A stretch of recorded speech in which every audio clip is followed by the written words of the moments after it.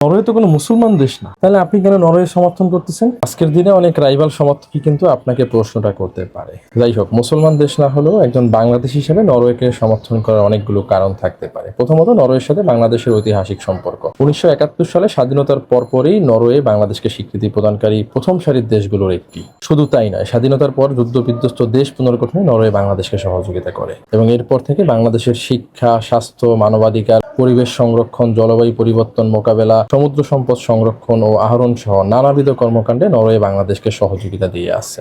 এবং বর্তমানে বাংলাদেশের সবচেয়ে ভয়াবহ সংকটগুলোর একটি রোহিঙ্গা সংকট মোকাবেলায় নরওয়ের সহযোগিতা রয়েছে। এর পাশাপাশি নরওয়ের সাথে বাংলাদেশের অর্থনৈতিক সম্পর্ক রয়েছে। আপনি নিশ্চয়ই একটা গ্রামীণ ফোন সিম ব্যবহার করছেন এবং এই গ্রামীণ ফোনের প্রধান শেয়ার হোল্ডার হচ্ছে নরওয়ের টেলিনর কোম্পানি। নরওয়ের বিশ্ববিদ্যালয়গুলো বাংলাদেশের শিক্ষার্থীদেরকে স্কলারশিপ সুবিধা দিচ্ছে। এর মাধ্যমে বহু মানুষ উন্নত জীবনের খোঁজে ইউরোপ গমন করতে পারছে। এই সমস্ত কারণগুলো কি যথেষ্ট না নরওয়েকে সমর্থন করার জন্য? যাই হোক, আজকের দিনে আপনি যদি একজন গর্বিত নরওয়ের সমর্থক হয়ে থাকেন, তবে ভিডিওটি আপনার টাইমলাইনে শেয়ার করে বন্ধুদেরকে জানিয়ে দিন আপনার নরওয়ে সমর্থন করার কারণ।